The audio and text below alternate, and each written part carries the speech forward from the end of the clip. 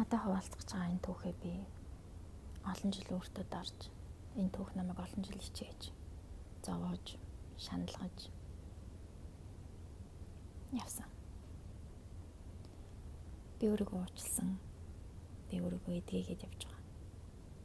Энэ түүхийг би хэн нэгнийг өмөрөх гэж, хэн нэгнийг буруутгах гэж, хэн нэгнийг зөвтгөх гэж яриаггүй. Яагаад ярих болсон шалтгааны би түүхийхээ төгсгөлд хэлье.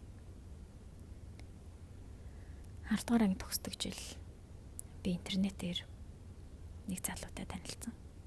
Тэр залуу надаас хэдэн насаар ах. Би тухайд ахаа, та гэж харилцдагсан. Би 18 настай бяцхан хүн байсан. Тэгээд тэр хүнтэй оюутан болоод намайг сургуульд ороод оюутан болоод очихоор уулзнаа гэж хэлсэн. Тэр хооронд мессежээр харилцдаг байлаа. Тэгэхэд тэр хүн надад гэр бүлтэй гэдгийг хэлсэн. Би тухайд юу ч бодоогүй. Би зүгээр л за та ах гэж л харьцажсэн. Их нэртэй нүртэл ихчээ гэж харьцдаг гэсэн. Тэгээ намар болоод сургуульд очиод тэр хүнтэй уулзахаар болсон. Тэр хүнтэй уулзахад тэр хүн надад их тийм дотн халамжтай намайг анхаарсан. Тийм мэдрэмж төрүүлсэн. Би тэр хүнээс тийм мэдрэмж авсан. Тэгээ бид хоёр дотн харилцаатай болсон.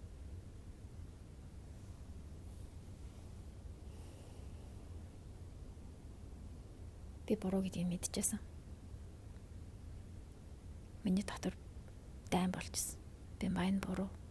Чи байлах хэрэгтэй, чи зогсох хэрэгтэй. Энэ чи биш шүү дээ. Би тэрийг дотроо мэдэрчээсэн. Маш буруу юм хийгээд явж байгааг би дотроо байнга мэдэрдэгсэн. Гэхдээ би салж чаддаггүй, холдож чаддаггүй. Бас. Дундуур нь би салах гэж, холдох гэж зөндөө үзсэн. Гэвч тэр хүн би чамгүйгээр амьдарч чадахгүй. Би өхөн, би амиа хорлон гараа зүснэ гэд уйлж унждагс. Тэг болгонд би итгээд нэр өгчүүл яана. Энэ хүн надад үнэхээр л хайртай юм байна. Энэ хүний хувьд би чухал юм байна гэж итгээд тэр харилцааг жил орчим үргэлжлүүлсэн.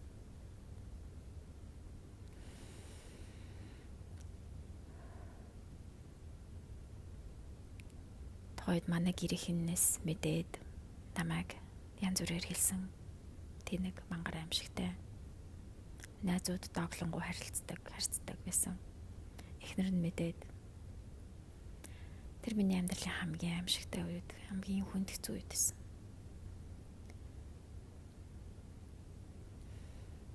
Тэгж явж байгаад нэг хэсэг хоёр тишээ болоод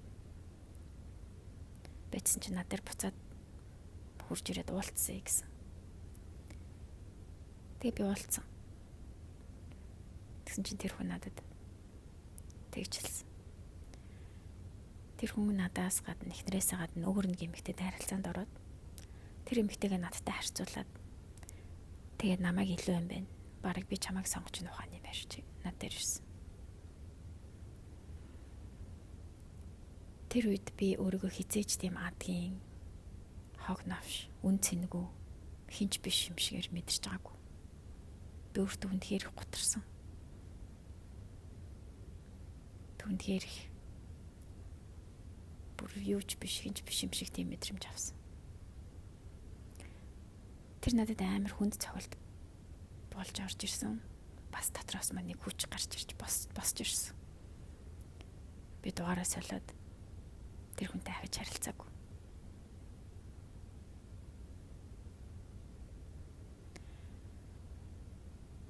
Энэ түүх намайг олон жил шаналгаж явсан.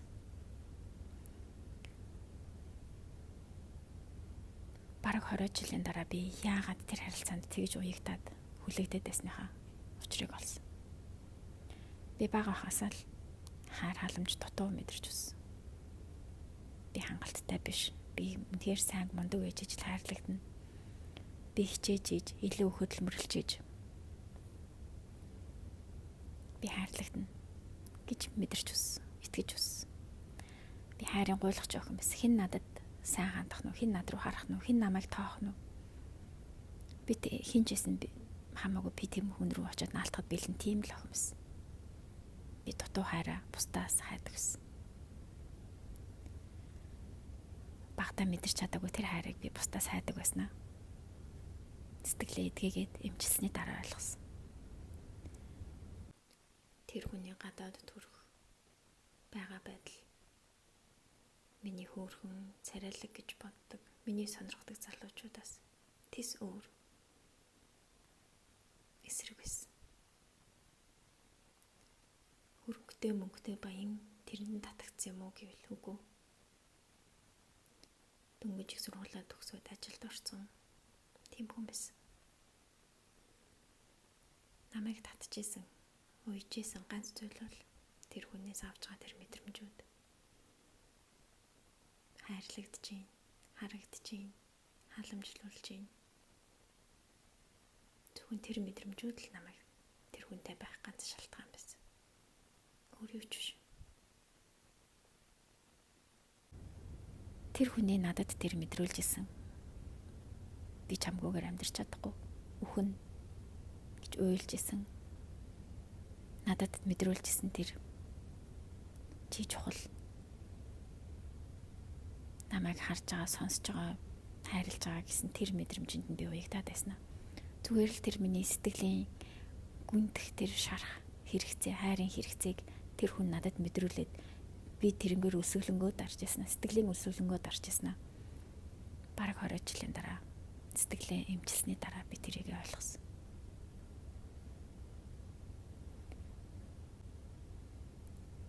Ийм эмэгтэйчүүд олон байгаа.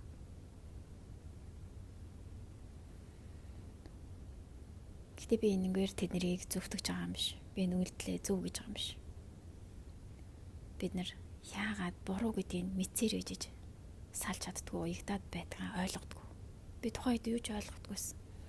Би тухайд зүгээр л эрэгтэй хүн, эмэгтэй хүмүүсийн харилцаа ийм байдаг. Энэ хүн надад тайртай, би энэ хүн тайртай ингээд эрэгтэй эмэгтэй хүмүүс ингээд харилцаанд орсон байна гэж л өнгөцгөн харж ясна гэхээс надад хайр дутагдаад би багтаа мэдэрч чадаагүй тэр хайраа мэдрэх гээд энэ хүнтэй байна гэж би юусоо ухаж ойлгодоггүй, мэддэггүй байсан. Одоо л би тэрийг мэдээд ингэж ярьж байна. Олон эмэгтэйчүүд тийм байгаа. Энэгээр би юу хэлэх гээд байна гэхээр өөрийгөө мэдэх, өөрийгөө хайрлах. Бусдаас хайр гуйх биш, бусдаас хайр халамж, үнэлэмж гуйх биш. Өөртөө тэр хэрэгтэй байгаа. Дутуу байгаа зүйлс өөртөө өгч эхэлснээр чи хинээс ч хайр гуйхгүй. Тийм бүтэн дүүрэн болдог. Өөрийгөө мэдэх, өөрийгөө хайрлах, өөрийгөө ойлгох үнэхээр гайхамшигтай. Би тийм хайрын гуйлагч охин байжгаад одоо би хайрыг өгдөг хүн болсон. Би хайрын гуйлагч хоосон охин байсан. Би хайрыг дандаа гаднаас хэн нэгнээс нөхөх гэж олон жил явсан. Харин одоо би өөрийгөө хайрлаж, өөрийгөө ойлгож, өөрийгөө халамжилж надад юу хэрэгтэй вэ? Тэрийг өөртөө өгч чаддаг болсон. Өөрийгөө дүүргэж баян болсон. Одоо би тэрийг буцаагаад хүмүүст өгч чадaltaй болсон.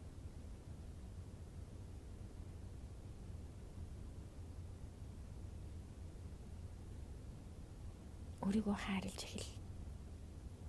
Өөрөөсөө асуу. Би яг ямар мэдрэмжинд хүлэгдээд энэ харилцаанд байгаад байна вэ? Би яг юу мэдрэх гээд юунд ямар мэдрэмжинд донтоод би энэ буруу гэдгийг мэдсээр ижиж ийм харилцаанд уягтаад салж чадахгүй байна уу гэдгээ өөрөөсөө асуу.